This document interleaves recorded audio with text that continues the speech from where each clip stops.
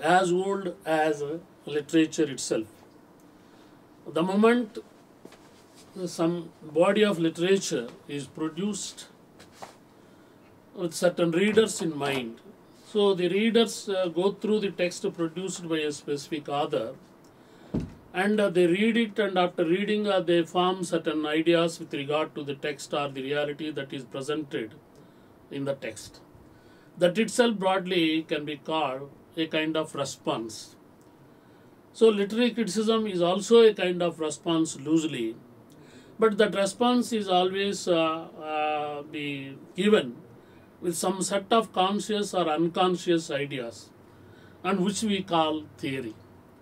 So while reading a text, every person, without his intentions, without any concrete plans, will be responding to the text by having certain ideological frame in his mind. So his mind is not a blank sheet. Before reading the text, his mind is not a blank sheet.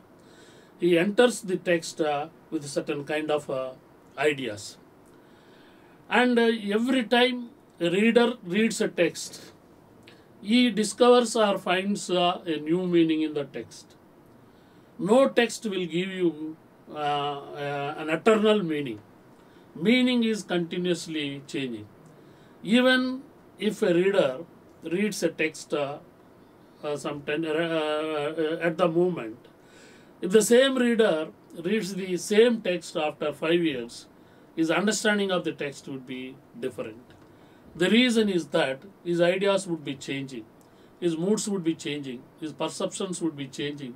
The climate in which he is placed is also changing. Hence, naturally, every text is read continuously, and every time it gives a kind of a new meaning. If the text gives only one meaning or a single meaning, like a book of information, the text will die. That is why we say a literary text doesn't give you a single meaning. Literary text will give you multiple meanings, even at the commonsensical level. And great text always provoke the reader to discover or to invent new meanings. That is why all the classics, ranging from the Odyssey and Iliad of Greek civilization, and Mahabharata and Ramayana of Indian civilization, though they are written hundreds of years ago, even now people are reading them. They are reading them continuously because they are not aware of a single meaning, but they are aware of multiple meanings. Every generation is constructing a meaning of its own in reading a text. And that meaning may be different from the earlier meaning. So Shakespeare has written dramas in 16th century. We are reading these dramas after 500 years.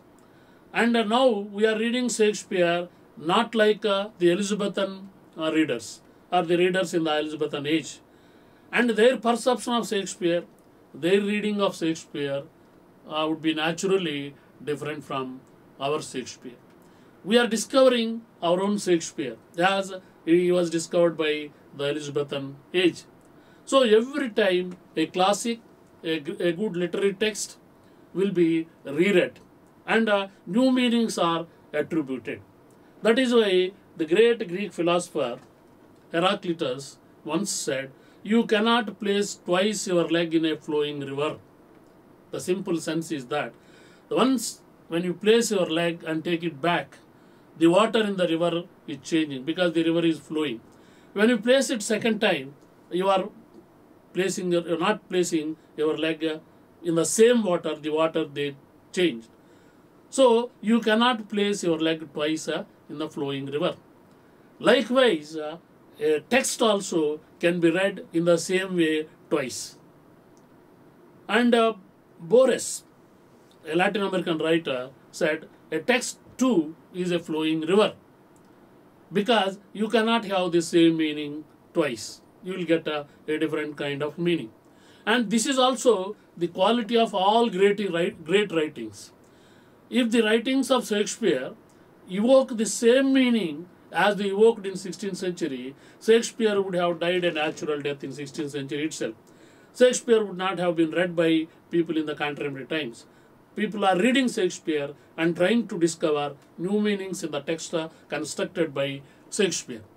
So that is why we have 2000 writers involved in writing exclusively on Shakespeare every day. Not less than in 200 places Shakespearean dramas are performed, or the dramas of Shakespeare are enacted. And a number of articles, not less than 2 books on Shakespeare are coming every day. So these meanings that are identified in those texts by readers might be totally different from the meanings that were intended by Shakespeare or Valmiki or Homer or Vyasa. They might not have intended the meanings that the readers are getting out of the texts that are constructed by them, because reading a kind of creative activity, like a creative writer constructing some kind of meaning as he felt in the text. The reader also reads the text and constructs his own meaning, and this meaning may be in totally disagreement with that of the other, and the other has no right to claim it. I'll talk about it later. That is why, like painting of Mona Lisa by Leonardo da Vinci, which was drawn in 16th century. Even today, there is no final meaning for that painting. There is no final meaning. The enigmatic character of that painting is the smile. What is the meaning of a Mona Lisa smile? Art critics have been struggling to identify the meaning. And various meanings are attributed to the smile of a Mona Lisa. What is the ultimate meaning? And there is no ultimate meaning to that painting, because there is a meaning. There is no the meaning. So everybody is trying to interpret it in his own way, as he feels it. But the next one comes and says something different, and we have to accept that. You cannot deny it, because he is proving with all necessary arguments that should be the meaning of the smile of Mona Lisa. So likewise, a literary text is also like the painting of Mona Lisa. Every writer in every age trying to construct a specific meaning, which is totally in contradiction with the earlier meanings projected by the earlier readers. So that is why we have a text that is continuously changing its meaning. How it happens? Because a literary text constructed with a metaphorical element in it. So language consists of words, and every word is a metaphor. Every word stands for something, and that it's not standing for only one thing. It is standing for many things. Like a pen, I often refer the word example pen. What is pen? It is a kind of instrument used for writing. That is one meaning. That is a functional meaning of the word pen. And there are various meanings. That in non-popular idiom we say that pen is mightier than sword. What does it mean there? It doesn't mean only an instrument used for writing. It is representing the writer. It is representing the text. It is representing the creation. It is representing the creativity. It is representing the total universe. And these 4 or 5 meanings are not cannot be fixed. You cannot say that only one meaning is acceptable, other meanings are not acceptable. So in hermeneutic tradition, it is identified that meanings are changing. Even in language, we say in semantics, meanings are changing. Since meanings of the words are changing, the understanding of the text also will be changing. And this enigmatic character, as teachers of English or teachers of language, we can easily understand words will have multiple meanings. So you cannot freeze the word and say this is the meaning of the word, because words will evoke multiple meanings. Since words have multiple meanings, the reader, when he reads the text, it will naturally give him different kind of meanings. That is why Shakespeare is alive today, Vyasa is alive today, Homer is alive today, and Valmiki is alive today. If the meanings that are intended by these great writers are these canonical writers, and they are captured by readers, these writers would have died a natural death, as already told. They are leaving because every generation is constructing a meaning of its own in a given text. That is why this language that is constructed in the text providing an opportunity to the reader to identify a different kind of meaning. That is why classics are all great texts will have multiple meanings. Multiple meanings. So when using enhanced mute, currently unmuted, Alt plus A button. when a writer writes a specific text, Mute, currently unmuted, Alt plus A buttons. some voice right. So meanings are changing, and every generation is constructing a meaning of its own. And on this premise, we have to proceed. From Plato to Derrida, if you take the history of 2000 years in the Western society, you will find a number of authors are trying to identify various meanings to the literary texts. To the literary text.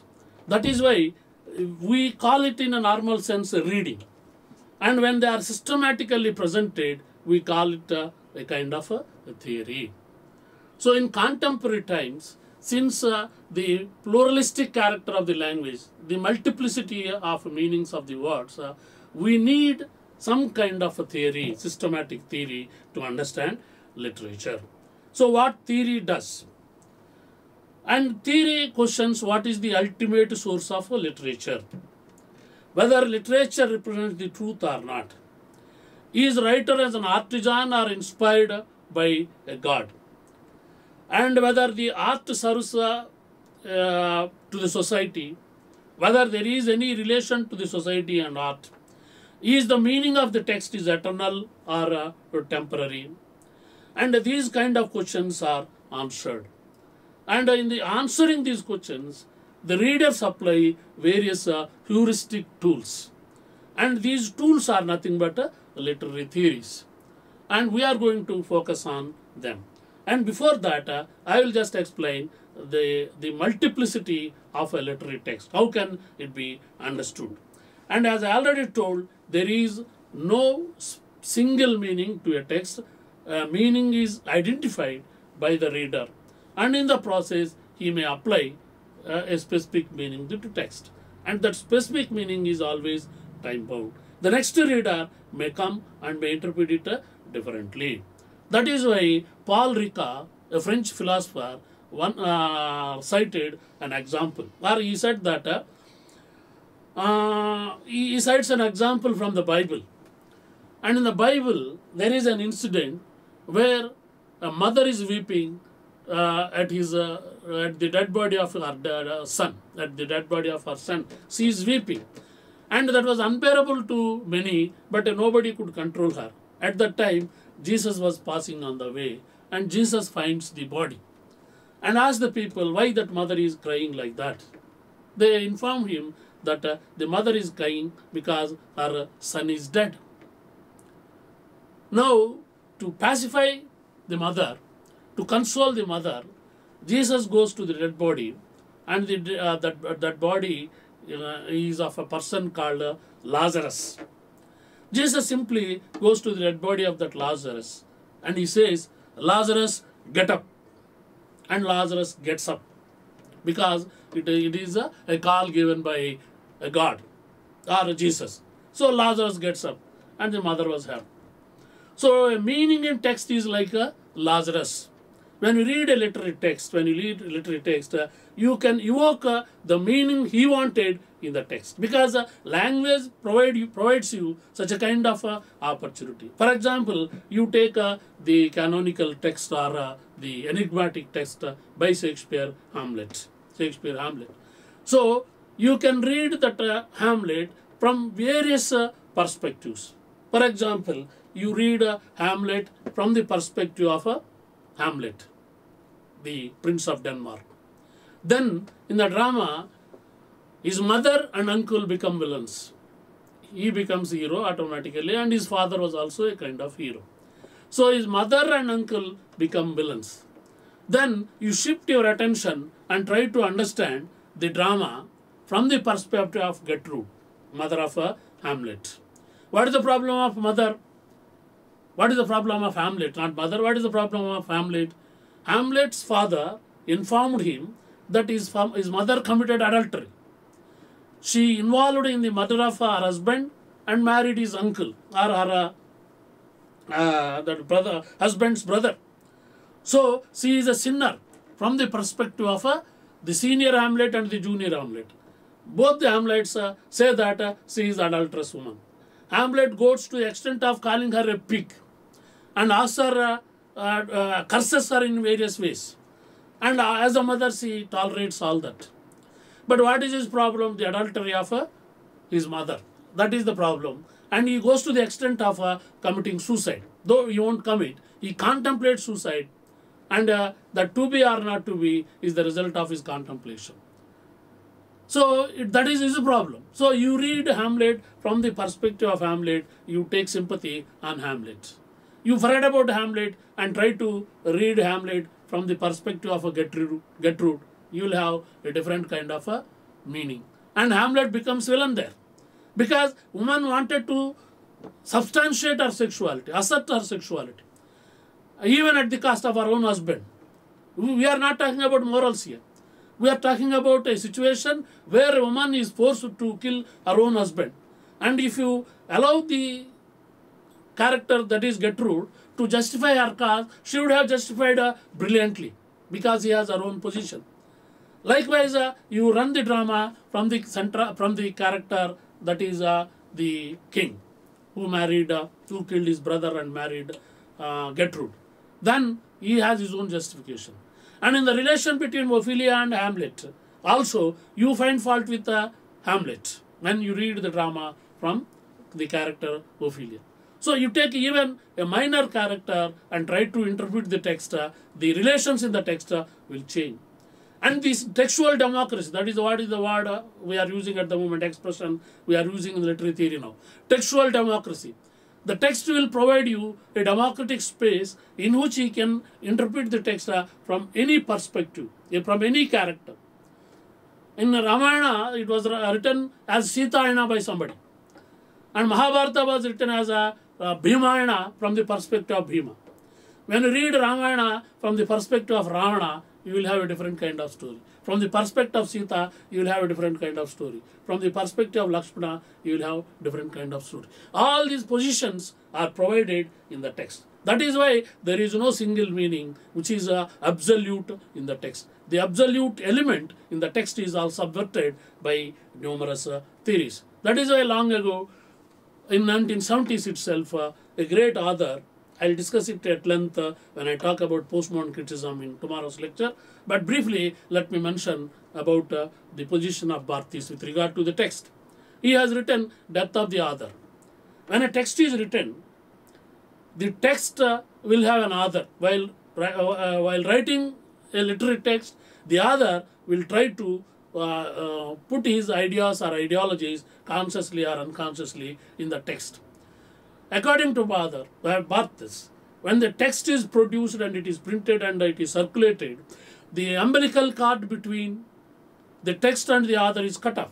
When the mother delivers a baby in the hospital, the nurse or the doctor cuts that cord, the umbilical cord, between the body of the mother and the body of the child. So until that moment, there is a relation between the mother and the child. Whatever happens in the body will have its impact on the body of the child as long as that cord is there. When the cord is cut off, that influence is also cut off, and the body of mother cannot control the movements in the body of the son or the body of the child. So likewise, according to Barthes, when a text is produced and published and circulated, at the moment the relation between the author and the text is gone. It is cut off. So metaphorically, the author dies. Metaphorically, the author dies. And the author cannot control the text. The author cannot fix the meaning of the text. Then the reader becomes onto the scene. So reader comes onto the scene at the cost of the author. The author dies a metaphorical death, and the reader is alive and he constructs a meaning. So when the reader constructs a meaning, you cannot say that is the meaning what the author intended. Sometimes the author also fails to know the meaning that is embedded his own text. And I often cite 3 examples from Western literary theory to prove this. There is an author by name T.S. Eliot, who is familiar to us. And he went to a seminar which was organized when he was awarded Nobel Prize for his book Four Quartets. An international seminar by inviting eminent scholars were invited. Eminent scholars were invited for that seminar. T.S. Eliot was also invited. He was in the first row of the seminar, and he was listening the deliberations of internationally reputed scholars on Eliot. And various scholars were interpreting his Four Quartets to his own shock. And after 20 minutes of listening to those lectures, Eliot went out, and he came with a bunch of papers and a pen and started taking notes. The man beside him asked, "Sir, what are you doing?" "Taking notes." "For what?" "For the poems." And the man was shocked and asked him, "Sir, these are the poems written by you. You know the meaning. But now you are trying to write the meanings that are given by these scholars. What is the fun?" Immediately, T.S. Eliot responded, No, gentlemen, I don't know all these meanings when I wrote these poems. This book, that is Four Quarters. I did not know all this. Whatever they are saying is new to me. That is why I am taking notes. This is an example where the author, after publication of the book, can also become a reader and read the text in a different way. When it is presented to him in a different way, he cannot say no, because text gives an opportunity to the interpreter to evoke such a kind of a meaning. Similar incident happened earlier in the case of a French poet by name Apollinaire. Apollinaire, one day, a great French poet, a surrealist poet, wrote a poem in early morning of a day, and after writing it, he read it, and he could not understand the meaning of that poem. He was shocked. Why I am unable to understand the meaning of my own poem? And he could not withstand that tension, that kind of a disturbance. So immediately what he did, he called his friend who was a critic and asked him to give the meaning of the poem. And he asked him to come over to him and read the poem and give the meaning, because he is in disturbance. And immediately that literary critic, who was his friend, went to his home and read the poem and interpreted the poem to the shock of the author. And the author could not say that it was not the meaning of the poem. The author accepted that that might be the meaning of his poem. So here, the poem of Apollinaire could not give meaning in concrete terms to the author. So an external agency or an individual who is an outsider came to him and gave the meaning to him, and the author was happy. And we know Samuel Beckett. Many hundreds of people raised questions to him with regard to the dramas he has written. And all the time he was saying is, I don't know. If I know, I would have put in the text itself. I don't know the meaning of the context, the dialogue. So the characters spoke, and I am only a kind of medium, I put it. If you understand something, you understand. Otherwise, don't bother. In that way, Beckett was not committed. He was non-committal in responding to the meanings of the literary text. So that is why you have to accept this kind of textual democracy, and it keeps the literature alive. Literary theory and literary criticism keeps literature alive. How? For example, I will cite another one that is related to John Donne. Around 1650s or immediately after 16th century, maybe in early decades of 17th century, John Donne wrote his poems. And until the 20th century, nobody bothered about the poetry of John Donne, because they did not consider him a great writer, and there was no critic to interpret it improperly, interpret the poems in a way. So he was forgotten, he was neglected, he was marginalized, or he was even ignored. At that time, in 20th century, T.S. Eliot published a beautiful article with the title Metaphysical Poets. And among them, he discussed at length the poetry of John Donne. Immediately after his article, a lot of curiosity was generated in English literature, and people started reading the poetry of John Donne. And overnight, John Donne became a great poet. So, the meanings that were identified, the interpretations that were made by T.S. Eliot might not have been the meanings that were intended by John Donne. The whole metaphysical poetry became very popular after the article of T.S. Eliot. That is why literary theory has a potential to just identify specific meanings in the text in a given context and popularizing the text. So, you cannot deny the importance of a literary theory or literary criticism in the survival of a literature. And for this, we have to understand that this did not begin on a specific date. Literary theory, as we know, has a history of more than 2,500 years. If you just identify with the Western tradition that begins with Socrates or Plato. So, I try to focus or highlight the basic arguments that began with Plato and up to the neoclassical tradition, neoclassical criticism. So, Plato was the first thinker who systematically tried to say something about literature, though negatively. Because literature at that time was only in two forms, epic and poetry. Epic and poetry. Very categorically, in his Republic, particularly in chapter number 2, 3, 10 of Republic, Plato condemned literature. Because he said that poetry is unreliable source of truth. What is the purpose of literature to him? Representation of the truth. What is the truth? The truth that is given by God. So, it has to represent the truth that has been given by God. But poetry is unable to represent, it is weak in its representation of the truth. Because poet is not imitating the original, rather he is imitating a shadow. So, he has a division in his mind, Plato has a division in his mind, that is the speech and writing. Speech and writing. Poetry is in the form of writing.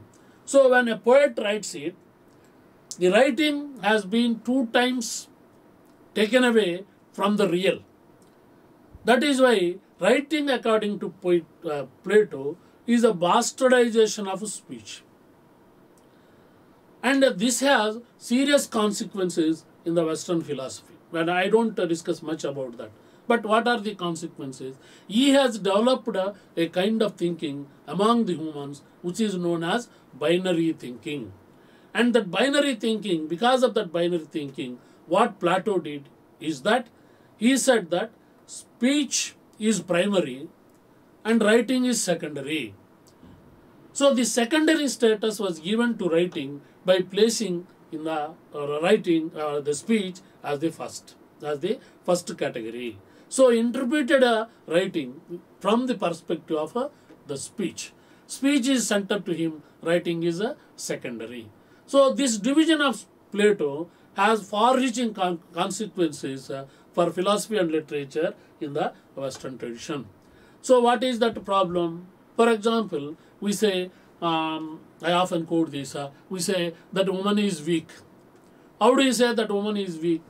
Because you establish before saying that woman is weak, that man is strong.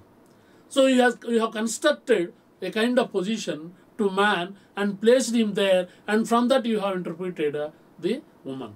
So in relation to you, woman is weak, because you have already assumed that you are strong. So woman has been reduced to the second category. Like the division in the West and the East. West is advanced, West is civilized, and the East is uncivilized. like Occident and Orient. In every human operation, you find these kind of division. And all the origins can be identified with Plato. It is a kind of white mythology as it was categorized by Derrida. But I don't talk about it here at the moment. So this kind of division made Plato declare that writing is the bastardization of speech. If something is written, that speech is distorted, because he often say that it is twice removed from reality. So here is a chair. This chair is real. It is the ultimate model given by God. So when you make a chair, you have to look at it and you make the chair. So likewise, when you have perception of the chair is there, and you have perception of the chair, you look at the chair and you say that is chair. So your word chair is once removed from that. Chair is there only, but the image of the chair is imprinted on your mind, and you utter the word chair. And once again, when you write it on paper, CHAIR, it is a second time removed from that original, that is reality. Chair is there only. So first it came to your mind, then once it is removed from the reality, and again it came to on paper, second time it is removed. So when it is written, it is second time removed from the original. Hence, it is a copy of a copy. That is why I don't believe it. It is nothing but bastardization of a speech.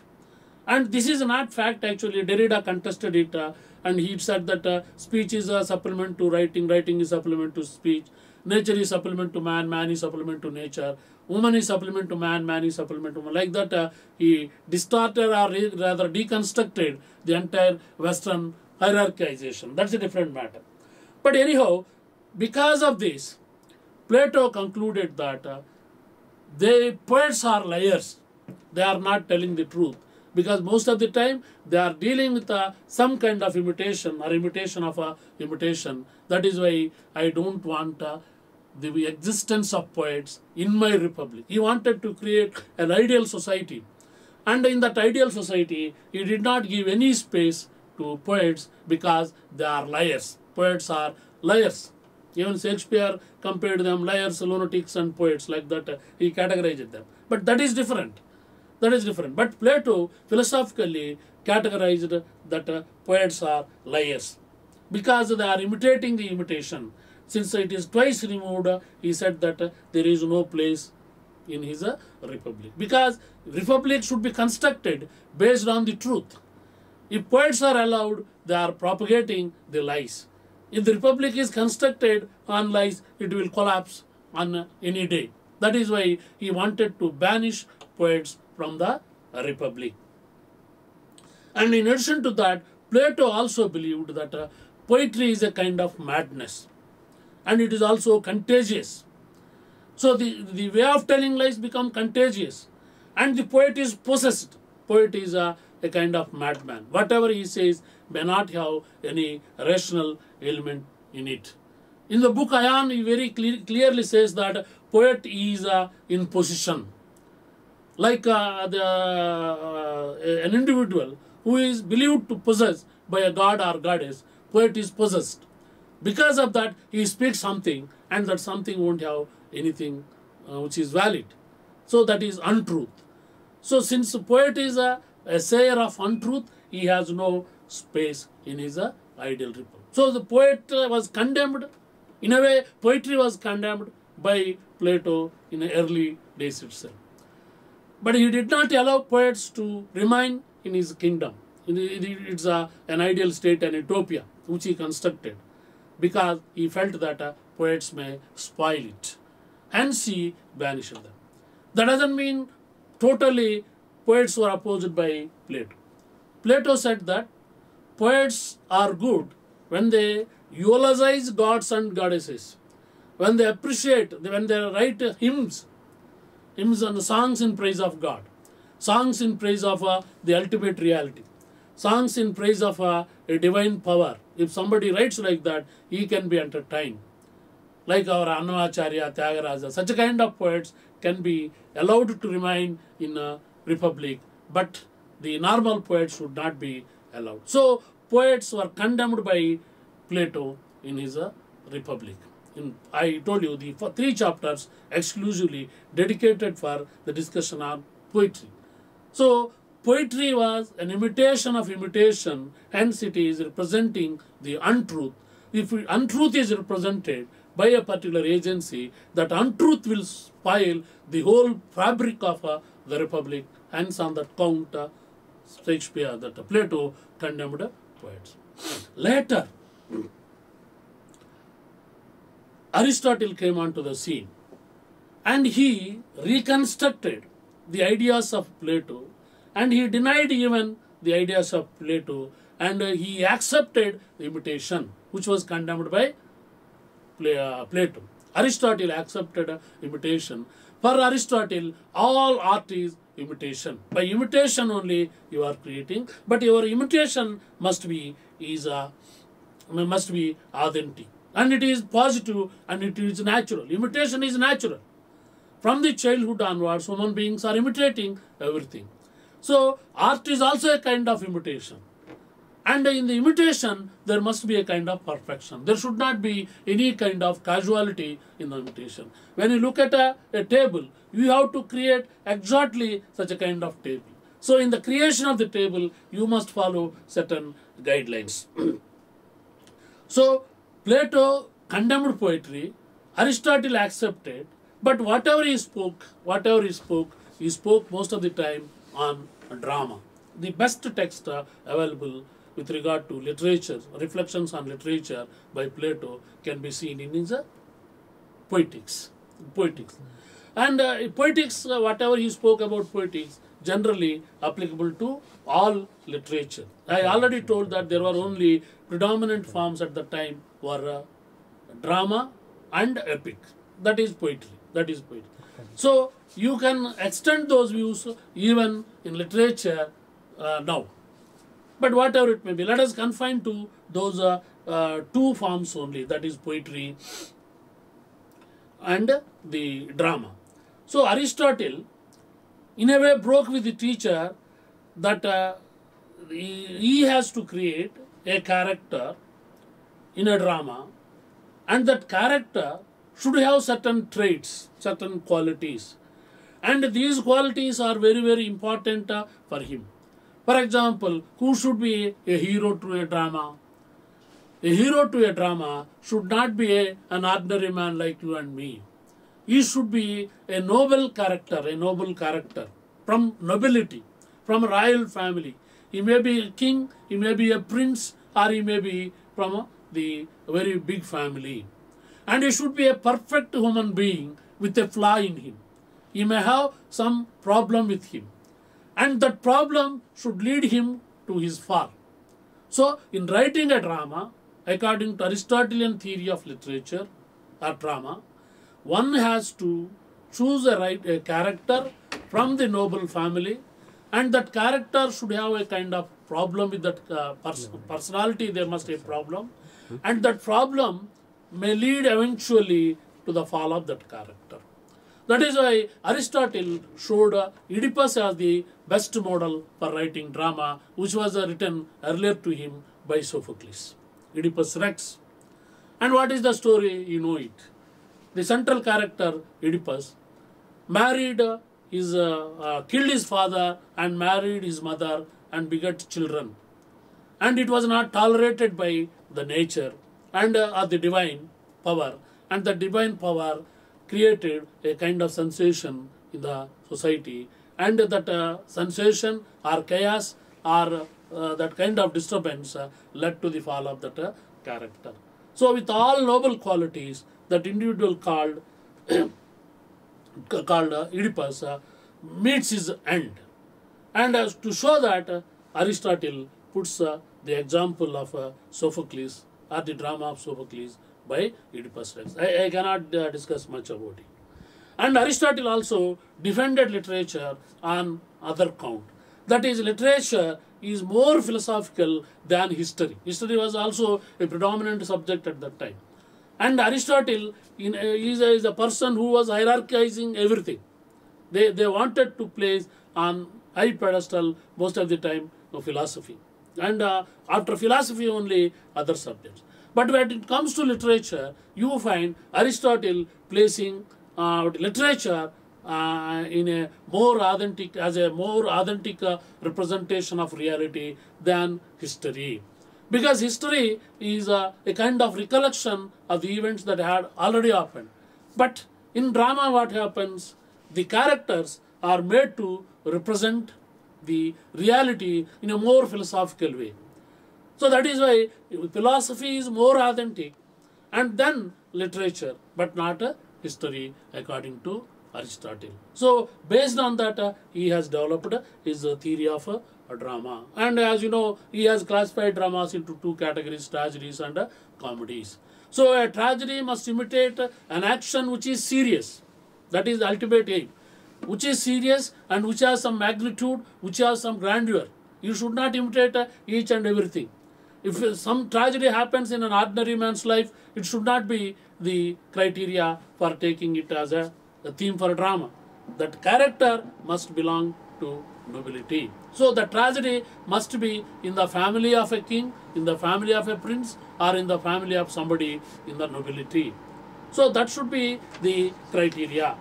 And after that, Aristotle also wanted to say that literature in its representation should have a kind of authenticity.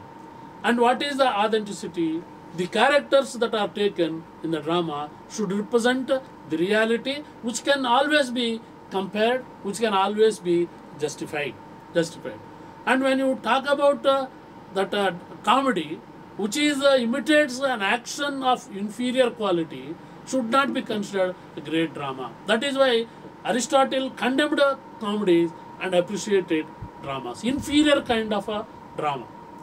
But interestingly, whatever Aristotle told as a philosopher, in all the matters related to literature, physics, chemistry, mathematics, politics, or even philosophy, proved wrong today. Proved wrong. That's a different matter. But Aristotle emphasized on that aspect.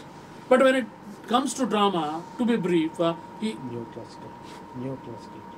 Neoclassical work cut okay అంటే ఇంకా రాలేదు అదే 40 minutes నేను చెప్తాను మీరు కూర్చో. So here he was talking about drama in three aspects, and they are popularly known as three unities. And these three unities are unity of time, unity of place, and unity of action. A drama should have these qualities. These three unities must be maintained. And if I want to explain all that, time may not permit. There are many things to discuss. So, if the drama is authentic, if the drama is perfect, it should represent three unities: unity of time, unity of place, and unity of action. But you take it in modern literature, or modern films, or modern dramas, these three unities are violated like anything. So if there are no three unities, Aristotle was never ready to accept it as a drama.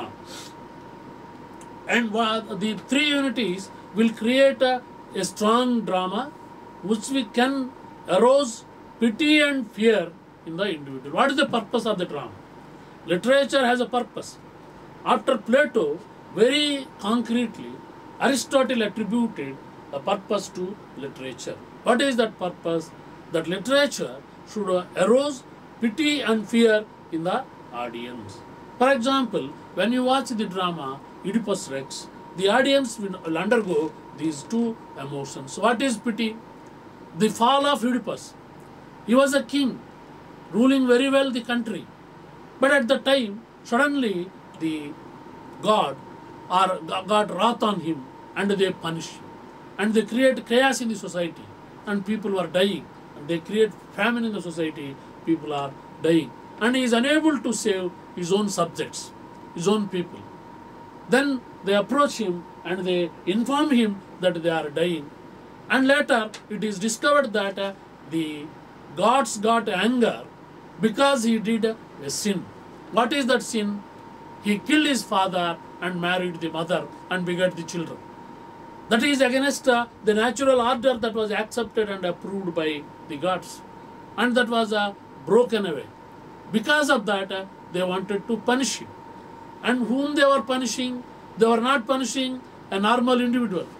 They were punishing an individual who was a great person, who did many things. But at the same time, he has a problem, he has committed a sin. He is not aware of this sin. Though you are not aware of this sin, you are responsible for the sin, and sin will have its own consequences. Hence, he has to be punished. Now, when you watch this drama, people are taking pity on the character, that is central character Oedipus, and at the same time, people are taking pity, and at the same time, they are afraid of. Why they are afraid of?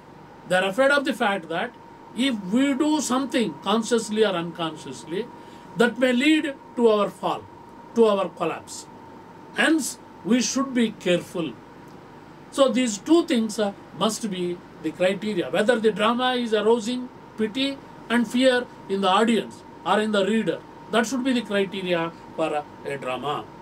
And for that only, he suggested the three unities. Hence, he classified that the central character of the drama must be a good character. And he must not merely a good character, he must be appropriate to the position that has been given to him. If he is a king, he should behave like a king. If it is a queen, she should behave like a queen. So the appropriateness is essential, like that character. And they should have a general human nature. What is general human nature? How a human behaves in a given situation. He should not go beyond the capacity of God or goddesses. Humans have certain limitations. So those limitations will always be dictating the life pattern of the individuals. So they have to exhibit their human nature in every context. And they must have a consistent character. Consistency in the character. If they are good, they should not be good only in one case and bad in another case. They should not be evil in another case. That goodness must be sustained. It must be consistent. And even then there is a kind of inconsistency. For example, Oedipus committed a sin without knowing. And when it comes to his knowledge, so that inconsistency is identified by him, and he behaves again with the consistency. What is that consistency? The moment he knows that he is the one who is responsible for the plague in the society, for the famine in the society, he punishes himself. He plucks his eyeballs and bleeds and says so many philosophical things. So he is inconsistent, but at the same time he is consistent. So a central character of a drama, though it is inconsistent in a given situation, he should behave consistently. Even evil-minded character, though the character is good, in one incident it is proved bad, and that has been identified, and the character punishes itself. That is why Aristotle had shown the drama Oedipus Rex as a model. So successive generations of writers who wanted to write drama followed Aristotle in writing dramas. So Aristotelian theory of drama was intended to create a kind of purgation in the soul of the reader, in the soul of the audience. What should happen in a drama? While some tragic incidents are taking place on the stage, the onlookers or the observers or the audience should feel that pain, and that pain will wash away the dirt in their mind and they are purified. So very concrete purpose for literature has been attributed by Aristotle. Literature should purify our soul.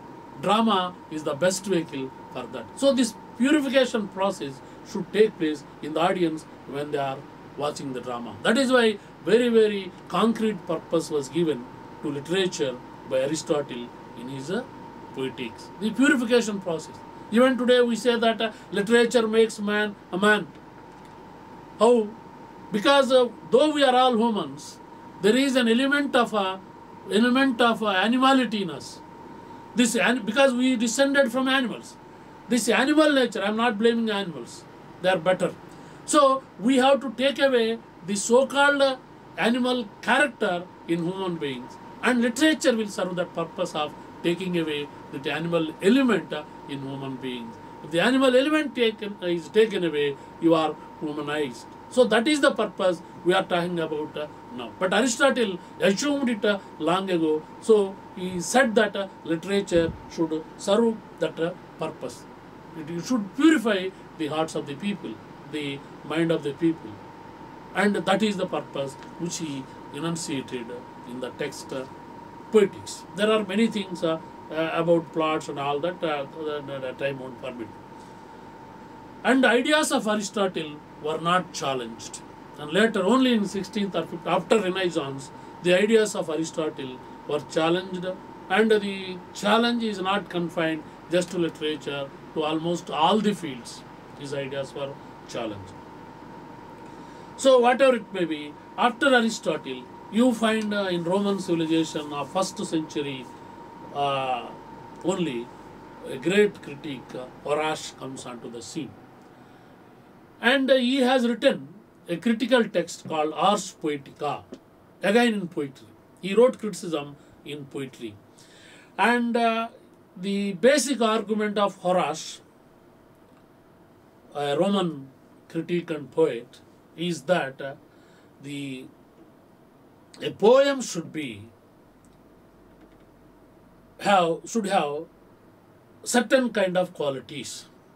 And what are the qualities he attributed? That is the aspect he discussed in that text. And Plato, he is quite against, argued quite against Plato. Plato sought the ideal world or the ideal thing. Aristotle wanted catharsis. But here, for Horace, creation of beauty is the criteria for poetry. When somebody writes a poem, that must be beautiful. That poem must represent the beauty. So creation of the beauty is the purpose of the poetry.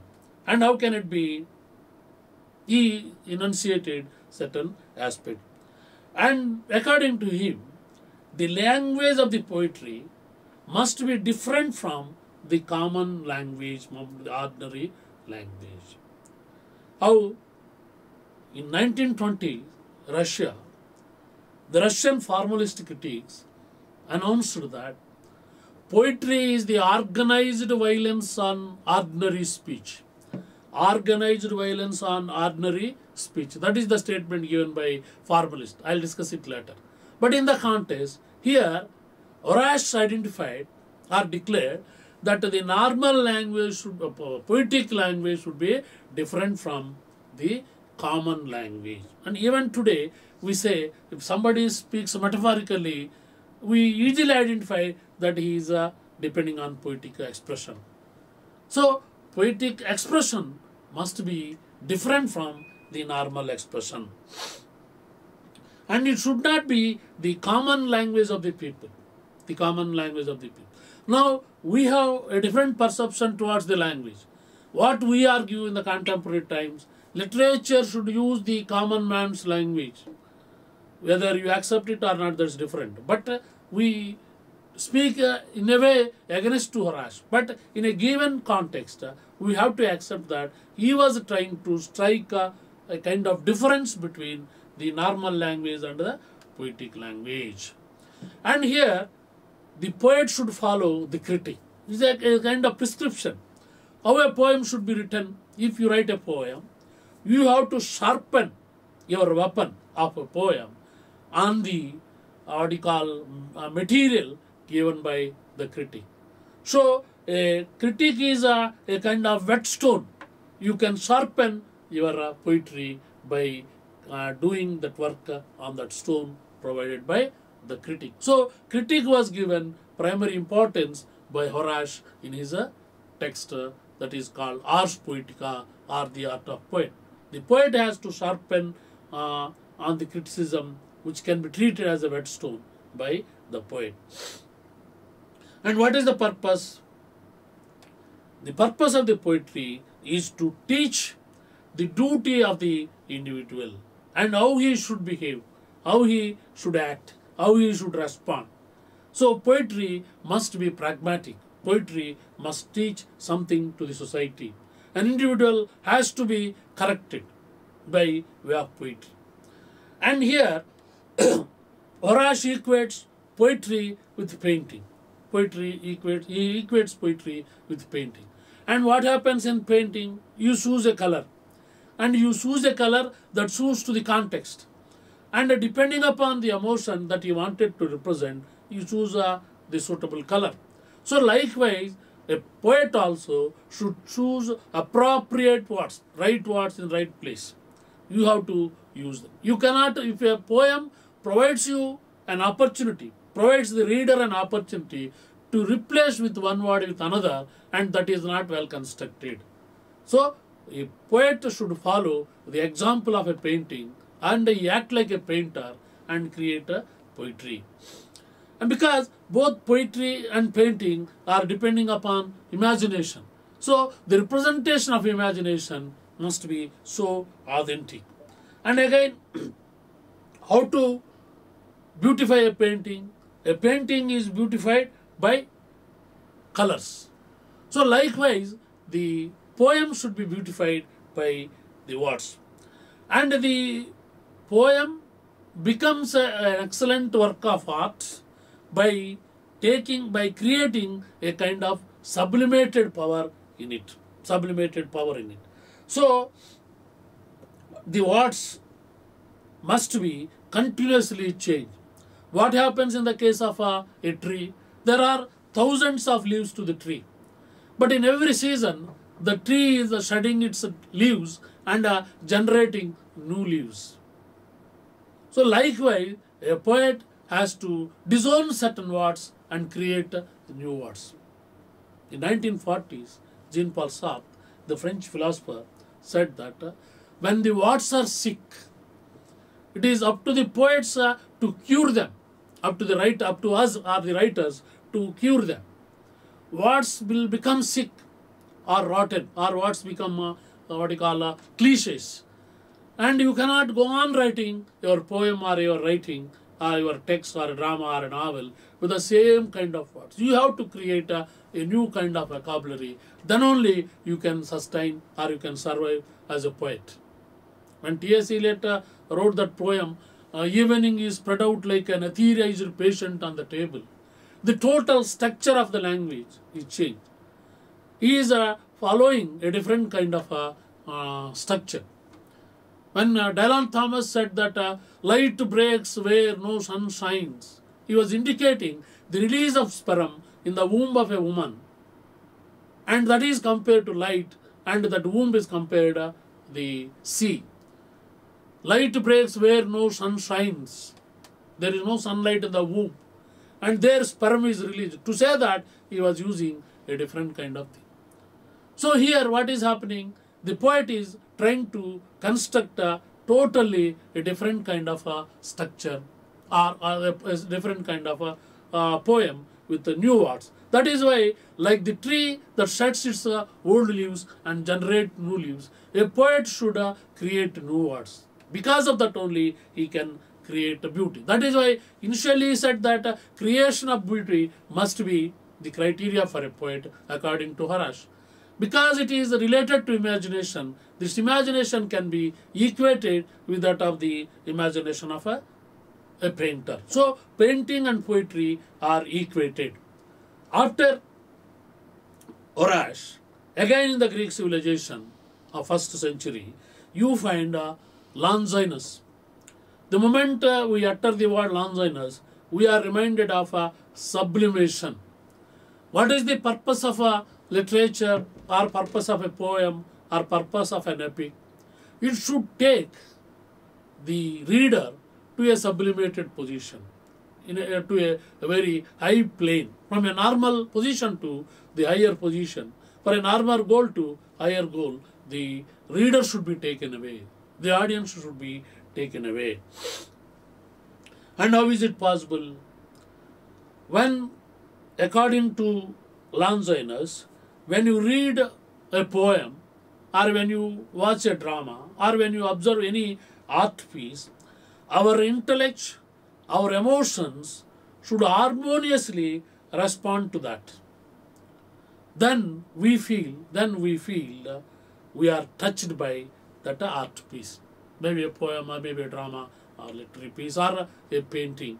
Our intellect and our emotion should be clubbed, and they must unite and respond to that. And then the individual becomes emotionally elated.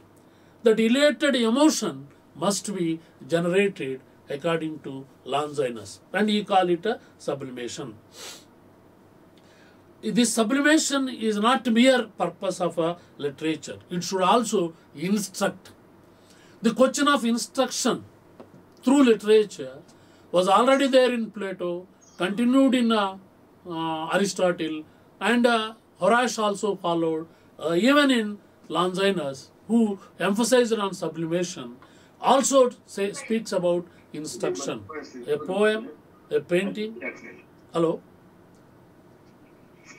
Sir, shall I continue? Hello?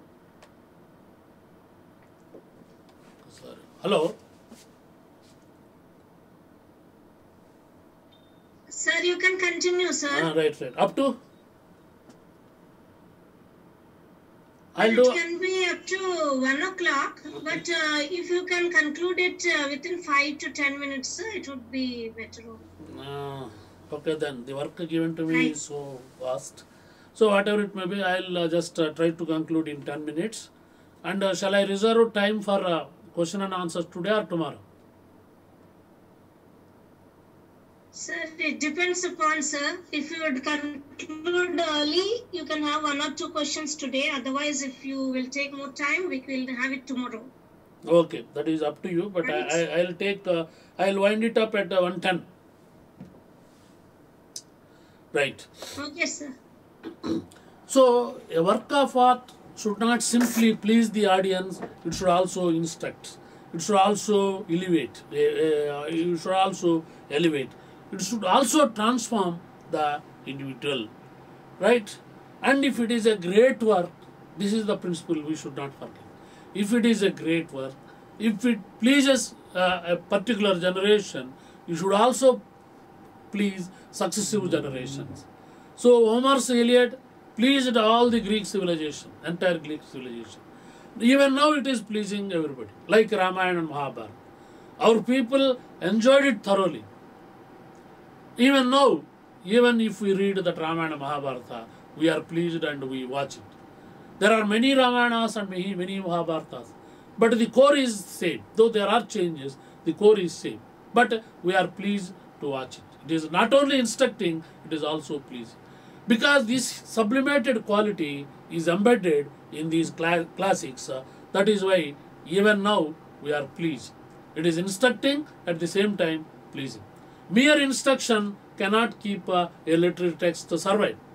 And mere pleasing also cannot instruct a literary text to survive. So, according to Longinus, a work of art should please and instruct. Pleasing and instruction should always be there. So, in that way, Longinus was referring the sublimated quality that should be there in great literature. Now, the after this Longinus and Horace, you just come in the Western tradition to Philip Sidney, exactly in the beginning of 16th century.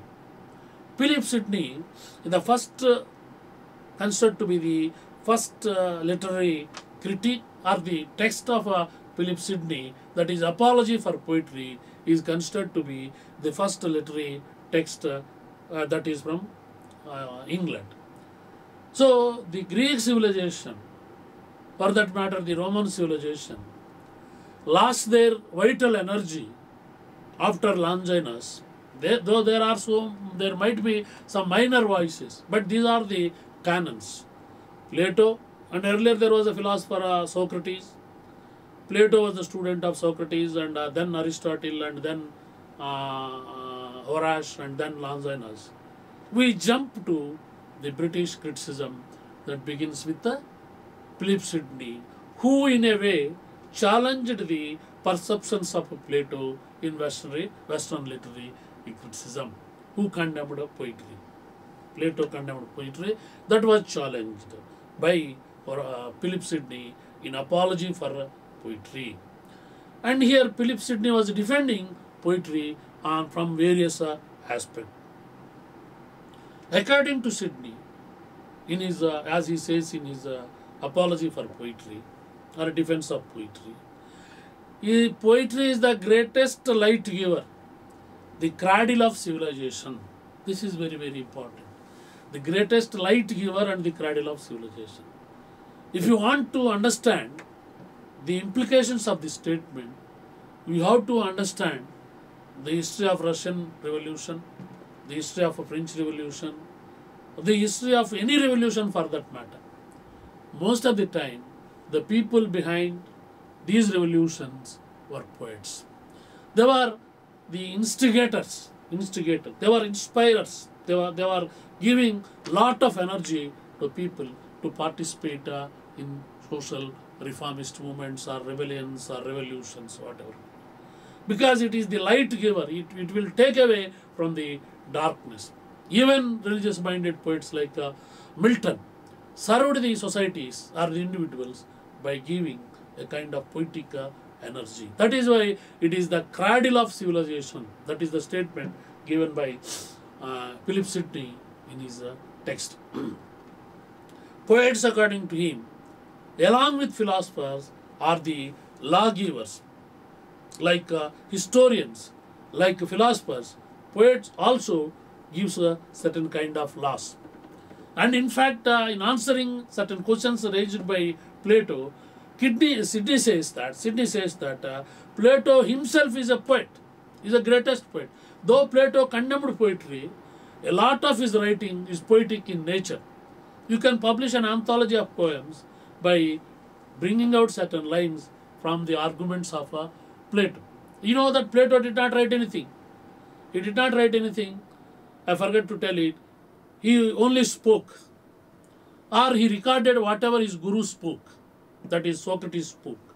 The books that are available in his name are not the books he wrote. He did not write anything. He only spoke. It is recorded by his students, and those recordings are available to us in the form of books. But when his speeches are taken into consideration, you find pure poetry in it. So, Sidney's argument is that Plato might have condemned poetry, but he has forgotten he wrote poetry. Unconsciously, he wrote poetry because he wanted to give certain kind of light to the society and to shed light on the darkness. That itself created a kind of poetic beauty. So, along with the historians, along with the philosophers, poet also gives a kind of light or knowledge. So, those who attack poetry, according to Sidney, are like the children who attack their parents. That is a beautiful line he says. The father is condemned by the son. We find it. So a poet is also like that. If you condemn poetry, like Plato, you are condemning your own father. That is why poetry should not be condemned. So he was defending that apology itself a defense. That expression itself means defense. He was defending poetry from the attack of Plato, and immediately there were so many voices in England, particularly in the early decades of 16th century, where there was a lot of criticism against poetry. So Sidney was defending poetry from all those attacks. So the power and the craft of poetry are of the same essence as a divine. The poetic essence is nothing but the capacity articulated in language by the poet. That is a kind of a divine capacity or divine inspiration. So poet doesn't just intend to please. Writing for pleasing people is not mere the purpose of the poetry. Poetry should also aims at teaching. It gives you some knowledge. It provides you some knowledge. It provides you some kind of awareness towards the surroundings you are placed in. Hence, it is a knowledge giver. Hence, it is useful to society. Plato said that poets are liars and that they give lies. And because of that lies, the fabric of this republic will be shattered. Hence, he declared that there was no place for poets in his kingdom. But here, Sidney challenging the idea of Plato by saying that poetry instructs, in that way it educates, in that way it makes a better citizen. It makes a better citizen. That is why poetry is useful to society. But for the statements of Sydney, you would not have a poet like a poet like Shelley in 18th century Romantic movement who said that poets are unacknowledged legislators of the society. In defense of poetry, another literary text or literary critical text that Shelley has published in 18th century Romantic movement. Because the foundation can be seen in Sydney himself, who said that poets are useful. In a way, according to Sydney, philosophers gives abstract statements. Philosopher gives abstract ideas, and history concretizes them. History concretizes them, and poet just follows the philosopher and historian and provides a better understanding of the society, which are articulated through various concepts by historians and philosophers. In a way, philosopher and historian are influencing, consciously or unconsciously. The poet undergoes that and further elaborates things. Hence, poet is a important person in the society. More than that, poet moves the hearer to virtuous action. I already told the the revolutions that took place in the history of human civilizations. Most of the time, you find great poets were there behind these movements. So poets inspire the hearers, the listeners, the readers of the poem. And he goes to the extent of, in moving people, poetry is better than history and philosophy. But when Plato said that poets are liars, and the poets never, according to Sydney, never try to say that they are telling the truth. Whether it is truth or lie, they are not bothered. But some reflection is there in the poem. If it is truth, you accept. It is a lie, you deny. But you don't blame a poet as a liar. And more than that, what the poet is trying? Poet is trying to construct a kind of illusion. And that illusion need not be taken just for reality. It is a representation of a reality in the form which seems illusion. So he is constructing a kind of parallel world based on the realist world. So this illusion has a base. So illusion and reality. Now we are using an expression, magical realism. And this was not anticipated, but the poet has a base. Your illusion has a base. You dream something, and in dream, the images you get will have at least some remote relation with the realistic world. Without that, you cannot have anything. So that is why the illusions that are created by poets are there, the realities are there, basing on that only you are constructing some kind of illusion. That is why poet haters should not be respected. And why they are not respected? Poet haters should not be respected. Because when in hating poetry, they are hating, which is essential to the survival of the society, for the transformation of the society, for the benefit of the society. So in that way, in 16th century, Philip Sidney, through his text, Apology for Poetry, challenged the immediate reactions against poetry and the classical reactions represented by Plato and others against the poetry. So in this way, we have seen how the literary criticism has been transforming itself from classical times to the Renaissance period, which is represented by Philip Sidney in this text. Immediately after that, we have a neoclassical kind of criticism. I thought of dealing with that also today, but it may not, time is not permitting me. I will postpone it for tomorrow. So if you have any questions, I am ready to take them for a brief period. Thank you very much for your patient listening, and let there be questions.